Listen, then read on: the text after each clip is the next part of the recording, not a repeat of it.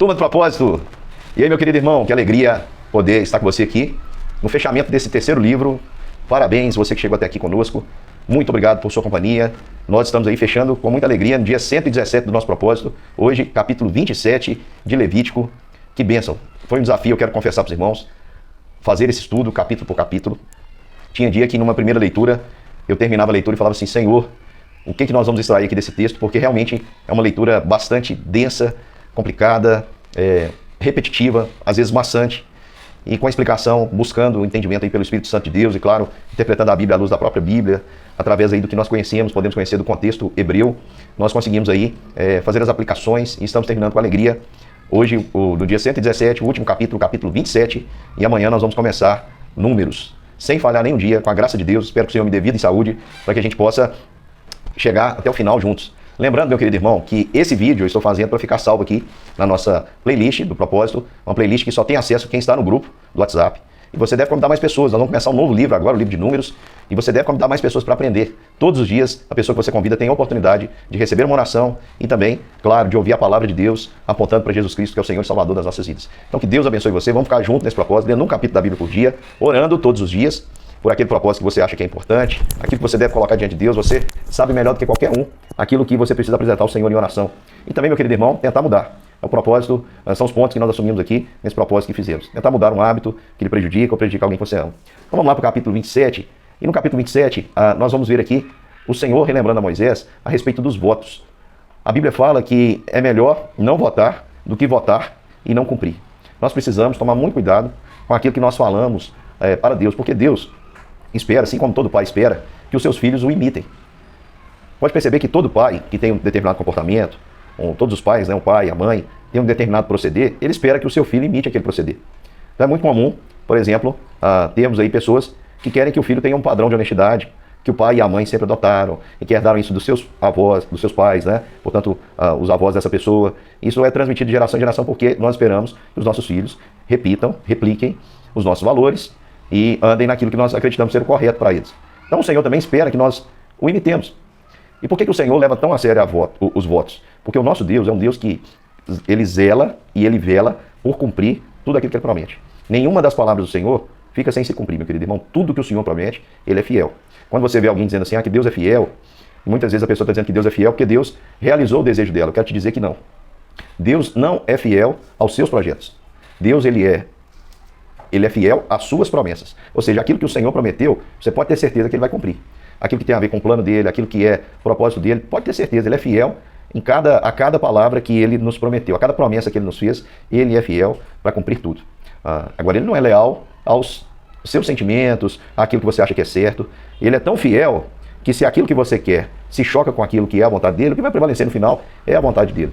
Ele pode até permitir que a sua vontade aconteça para te dar uma correção e para mostrar que é a vontade dele que é boa, perfeita e agradável. Portanto, meu querido irmão, hoje nós vamos meditar rapidinho, fechando o capítulo 27 e fechando o livro de Levítico, para a gente pensar um pouquinho nisso. E por que o livro de Levítico não fecha de uma outra forma? Por que ele fecha falando a respeito dos cuidados que as pessoas devem tomar quando fizerem um voto de consagração? E nós vamos ver também, existem votos até para a destruição de algo. É porque eu acredito que no capítulo 26 o tema foi bênção e maldição. Nós vamos ver isso sendo repetido lá por Josué, quando ele diz para o povo: olha, bênção e maldição estão diante de vocês. Decidam a quem vocês vão servir, porque eu e minha casa serviremos ao Senhor. É um ponto de decisão. E quando nós tomamos uma decisão, é um compromisso que assumimos. E se você assume um compromisso, meu querido irmão, você precisa cumpri-lo. Porque é melhor não votar do que votar e não cumprir. Deus não se agrada de votos que a Bíblia chama votos de tolos. Gente que acha que pode negociar com Deus. Tem gente que pensa assim: vou fazer um voto aqui, mas na frente eu não cumpro. Deus ele é assim bondoso, não vai fazer nada. Mas se eu conseguir enganá-lo agora e ele me abençoar, eu vou sair na vantagem. Meu irmão, isso não adianta. Tá? Deus não é um Deus de barganha, não é de troca. A gente já falou isso aqui muitas vezes. Então vamos lá, para o capítulo 27, sem demorar mais. Havia, naquele tempo, a consagração de pessoas. O capítulo 27, do versículo 3 ao 8, vai mostrar isso. Descreve a avaliação da pessoa. Então, por exemplo, um caso comum que nós temos na Bíblia, um caso muito conhecido, é o de Samuel. A sua mãe, Ana, não conseguia ter filhos. Então ela fez um voto ao Senhor, dizendo que se o Senhor desse a ela um filho, ela consagraria esse filho ao Senhor. E ela fez isso. O Senhor foi com ela, lhe deu a bênção de conceber um filho, e esse filho foi dado ao Senhor em consagração. E diz o texto que quando uma pessoa fizesse um voto, e lá na frente aquela pessoa quisesse resgatar esse voto, ela teria essa possibilidade. Esse voto seria avaliado aí pelo sacerdote, e esses essa avaliação, a gente fica pensando assim, poxa vida, mas o sacerdote era ele que colocava o preço, o Senhor colocou lá os valores até tabelado, e para que ninguém fique aí chateado, né? Porque o homem lá valia mais do que as mulheres em peso de prata, né? Os ciclos. E eu quero dizer para você que isso é devido ao contexto daquela época. Porque um homem, como ele trabalhava no campo, ele produzia mais recursos, por isso o valor dele era maior. Não tem a ver com a questão do Senhor valorizar mais um sexo biológico, que nós acreditamos que são só dois, tá? Só existem dois sexos, homem e mulher, foi assim que o Senhor criou. Então, assim nós criamos, e o Senhor não faz diferença nesse sentido, mas no sentido de produtividade. Por exemplo, para um homem pagar um pouco mais, era mais fácil do que uma mulher pagar aquele mesmo valor. Então a mulher tinha funções na casa, cuidava dos filhos, naquele contexto, fazia também trabalhava muitas vezes gerando alguma renda extra, mas o principal trabalho era do homem, é por isso que o resgate do homem, ele era mais oneroso, vamos dizer assim. E havia então uma avaliação feita pelo sacerdote, e aquilo poderia ser resgatado. Todo aquele recurso, ele era usado para a manutenção do templo, para a manutenção das festas, para a manutenção de tudo. Lembra que o tempo todo era sacrifício, eram pães que eram oferecidos, era a lâmpada que não podia se apagar, os levitas também tinham suas famílias, tinham suas responsabilidades, e aquelas ofertas serviam para o sustento disso. E também para uma causa muito importante, que era a função aí dos levitas, dos sacerdotes, prover para as pessoas pobres daquela cidade, os órfãos e as viúvas, o sustento. Flávio Josefo, que é o historiador daquela época e também sacerdote, ele vai dizer isso, vai trazer no seu livro. O Flávio Josefo é um historiador que viveu naquela época e registra a história aí dos hebreus, tem um livro com esse nome. Então havia consagração de pessoas, eu dei aqui o exemplo de Samuel, no caso a sua mãe não quis resgatar. Como é que funcionava o resgate? O resgate tinha que acrescentar uma quinta parte, transformando isso em percentual, daria 20% do valor que o sacerdote aí avaliasse, lembrando que há uma tabela dizendo aí sobre as idades e tal, nós não vamos usar até isso. Só quero dizer para você que se alguém fizesse um voto, ele poderia resgatar o objeto daquele voto, a gente vai ver isso aqui, sendo pessoa, animal, terra, pelo preço que o sacerdote estabelecesse. Os animais também, né? Os animais seriam consagrados ao Senhor. E haviam animais que não eram próprios para serem sacrificados, mas eram animais que eram usados para trabalho, para transporte. E se alguém quisesse consagrar aquilo ao Senhor, dissesse, eu quero dar isso ao Senhor, não poderia voltar atrás. Vamos lembrar que quando você promete algo, você não volta atrás. Então a pessoa, ela prometeu ali dar vamos dizer, um camelo, e foi lá. Só que depois ela lembrou que ela tem um apego muito grande para aquele camelo e ela ia precisar desse camelo. Então ela poderia. O sacerdote faria uma avaliação daquele animal e ela pagaria uma quinta parte também para resgatar aquele animal, numa espécie aí de correção, de multa pedagógica, para que a pessoa não fosse, não tivesse esse hábito de votar e depois ter dificuldade de cumprir, tá?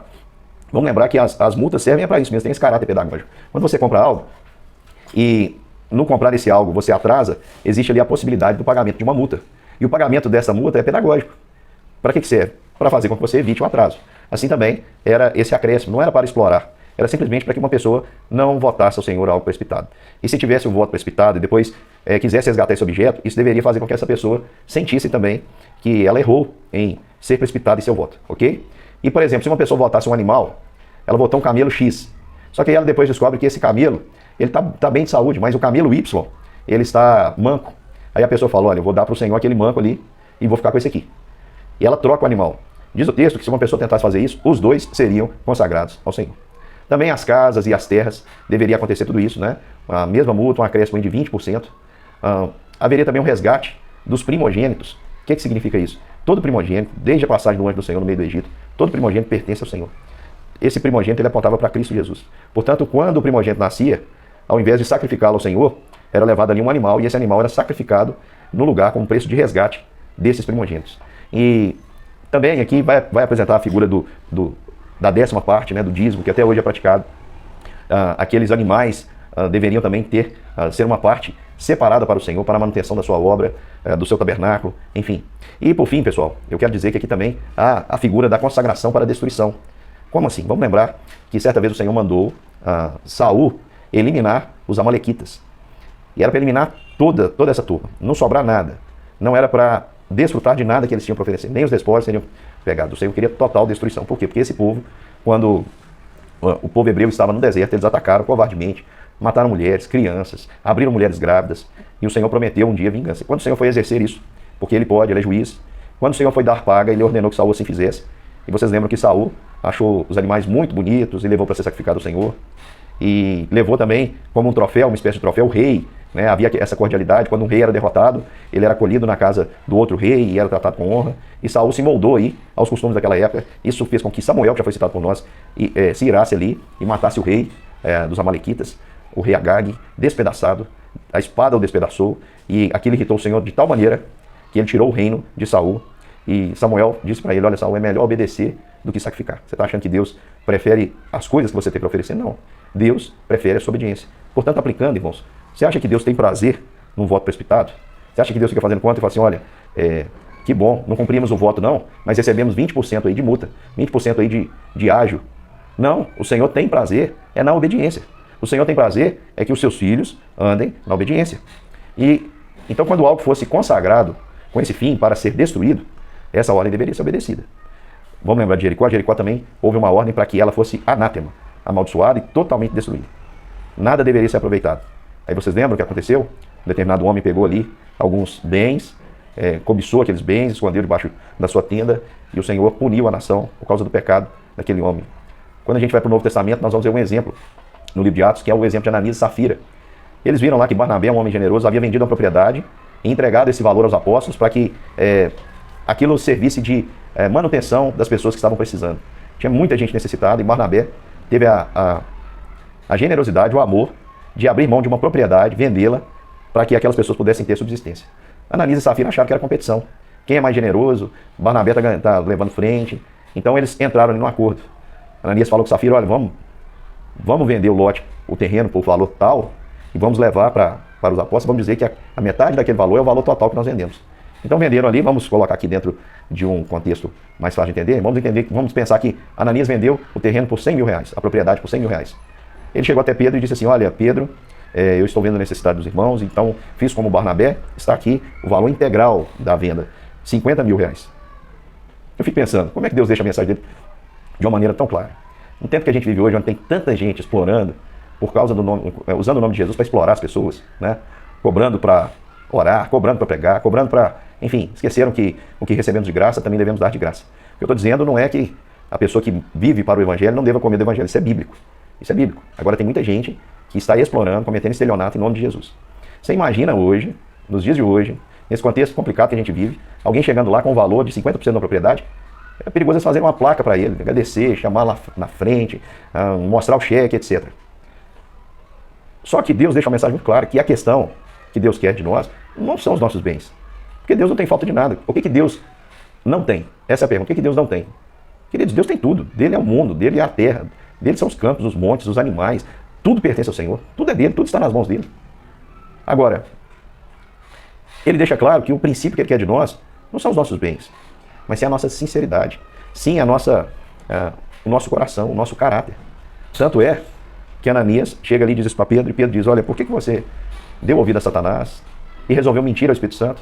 Ananias, você acha que você pode mentir a um Deus que tudo vê? Se você vendesse esse campo e não desse nada, esse dinheiro não era seu, para que você então quis a glória que não te pertence? Por que você quis aparecer? Por que você quis disputar com seu irmão? Já que você fez isso, você vai morrer. E ali naquele momento Ananias caiu duro. Horas depois chega Safira, eu imagino que estava no salão arrumando cabelo, e ela pensou assim: hoje eles vão fazer uma festa para nós. Brincadeira, viu, irmãos? Chega Safira depois, despretensiosa, e aí Pedro diz: olha, me diga, foi assim, assim, assim. Ela: isso mesmo, meu marido já contou, né? Aí ele: ai, Safira, os meninos vão ter trabalho de novo. Então chegando, enterraram seu marido, agora vão levar você. E a mesma coisa aconteceu com ela. Aí você pode pensar assim: meu Deus, então Deus é assim com quem não contribui? Não, meu querido irmão. Deus, ele olha o seu coração. A possibilidade do resgate aqui que acontece é uma maneira que Deus criou, porque ele sabia que os homens teriam muitas vezes dificuldade de cumprir os seus votos, de abrir mão de determinadas coisas. Quem não teve nenhuma dificuldade é apenas o próprio Deus, porque o preço do nosso resgate era altíssimo, altíssimo. Para nos resgatar, precisava que um homem fizesse o que Adão não fez, só que tinha que ter a semelhança de Adão. Adão foi criado sem pecado, Adão foi colocado em um lugar maravilhoso, e Adão tinha que obedecer um preceito. O que Adão fez, mesmo morando num lugar maravilhoso, tendo tudo para não desobedecer esse preceito, escolheu desobedecer. Aí o Senhor, vendo do céu, viu que todos nasceram de Adão, todos os descendentes de Adão pecaram. Então ele olha para o seu filho Jesus e diz: você vai salvar o mundo. E Jesus diz: eu vou. E Jesus se torna homem como um de nós. Contudo, sem pecado, ao invés de um jardim maravilhoso, Jesus foi colocado no jardim das aflições, uma vida de extrema angústia e sofrimento e dor, um homem de dores e que sabe o que é padecer, como a Bíblia diz. E esse Cristo, ele foi até o final e pagou o preço pelo nosso resgate. O preço era altíssimo. O salário do pecado é a morte. Se eu e você tivéssemos que pagar essa dívida, estaríamos condenados. Mas Cristo, sendo Deus, sem pecado, subiu à cruz, no meu e no seu lugar, e nos resgatou pelo seu precioso sangue. Pagou o preço do resgate por nós. Nós já não devemos mais nada, porque o voto que o Senhor fez a si mesmo, Ele cumpriu. Ele prometeu que iria nos reconciliar com Ele mesmo. E agora, meu querido irmão, nós temos que agradecer a Deus, porque o preço do resgate foi pago pelo Senhor Jesus. E foi um preço tão alto que o Senhor resgatou tudo que somos. Portanto, tudo que você tem pertence ao seu Senhor Jesus Cristo. A sua energia, a sua inteligência, o seu tempo, os seus bens, a sua família. Digno é o Cordeiro de receber tudo isso de nós. Porque com o seu sangue Ele morreu e comprou os que procedem de toda tribo, língua, povo e nação. Nos resgatou. Para quê? Para sermos escravos? Não, Ele não nos comprou como propriedade. Ele nos comprou para nos adotar, para que Deus pudesse nos adotar. E para que Ele pudesse ser, não mais um unigênito Filho de Deus, um único Filho de Deus, mas o primogênito entre muitos irmãos. Eu e você estamos lá porque Cristo pagou o preço por nós. E vamos lembrar que existem coisas amaldiçoadas. Essas coisas amaldiçoadas, anátemas, que quer dizer o seguinte, não dá para recuperar. Não dá para se aproveitar nada. É anátema, é maldita. Sabe? Algumas espécies aí que a gente poderia dizer hoje que é maldito. Algumas maneiras que as pessoas ganham a vida. Dinheiro sujo, corrupção. A pessoa quando é leviana, tem balança enganosa, como a Bíblia diz. Existem coisas que são anátemas. A Bíblia fala que se alguém prega um evangelho que vai além desse, Paulo diz, ainda que seja um anjo, considere inapropriado, inaceitável. Não pode ser aproveitado em hipótese alguma. É algo que deve ser completamente descartado. Então tem coisas que não podem ser aceitas. Agora, eu e você fomos aceitos porque o preço do resgate foi pago. E Cristo, o sangue de Cristo é o preço por esse resgate. Meu querido irmão, muito obrigado mais uma vez pela caminhada juntos. Não desista, vamos junto agora no livro de Números, começando amanhã, um capítulo por dia, sem falhar. Um grande beijo e te aguardo logo mais para a live, 8 horas. Vou colocar o link aqui no grupo. Você pode entrar, nós vamos conversar, nós vamos interagir. Eu quero orar por você. Você pode digitar ali o seu pedido de oração também. Tá? Vai estar no YouTube essa live. E eu espero sinceramente que você seja extremamente abençoado. E também nós vamos ter o sorteio aí da xícara, né? Da xícara de porcelana, feita aí pelo nosso amigo Paulo, a sua empresa, a quem nós agradecemos, a Caricatum. E cada mês nós vamos sortear aí um brinde diferente, alusivo a esse propósito. Deus abençoe, já falei demais, um grande beijo e até amanhã.